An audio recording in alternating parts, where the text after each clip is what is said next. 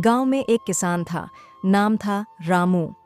रामू अपनी बातूनी आदत के लिए पूरे गांव में मशहूर था। कोई भी उससे मिलने आता तो वह बिना रुके बोलता ही जाता। एक दिन रामू सुबह सुबह खेत में हल चला रहा था। तभी उसका दोस्त श्यामू आया और बोला, रामू भाई, क्या हाल चाल? रामू ने हल रोका और बोल पड़ा, अरे श्यामू, हाल चाल तो पूछ ही लिया। अब सुन, सुबह से खेत में हल चला रहा हूँ। बैल भी थक गए होंगे, लेकिन क्या करें, बारिश कम हुई थी इसीलिए मिट्टी खड़ी हो गई है। और हाँ, पिछले हफ्ते जो बीज डाला था उसमें से आधे अंकुरित ही नहीं हुए। सोच रहा हूँ कि अब खाद डालूं या नहीं।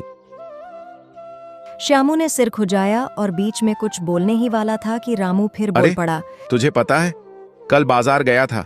वहां गंगाराम हलवाई की दुकान पर समोसे खाए। अरे भाई, मजा ही आ गया। लेकिन चीनी महंगी हो गई है, पता नहीं आगे क्या होगा। श्यामू बेचारा चुपचाप खड़ा सुनता रहा। उसने 2 बार मुंह खोला, लेकिन रामू बिना रुके बोले जा रहा था। तभी उनका पड़ोसी मोहन वहां आ गया। मोहन बोला, रामू, जरा मेरा बैल खोलने में मदद कर दे। रामू बोला, अरे मोहन, बैल की ही बात कर रहा था अभी। तू जानता है ना, बैल कितने काम के होते हैं।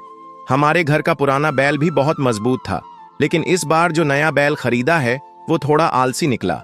और हाँ, जब बैल की बात आई है तो तुझे याद है वो पिछले साल की बारिश?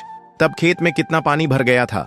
मोहन ने भी लंबी सांस ली और समझ गया कि अब उसे चुपचाप सुनना पड़ेगा। गांव में सबको पता था, अगर रामू से बात शुरू कर दी तो फिर घर लौटने में देर हो ही जाएगी। बोलना अच्छी बात है, लेकिन कभी कभी दूसरों को भी बोलने देना चाहिए।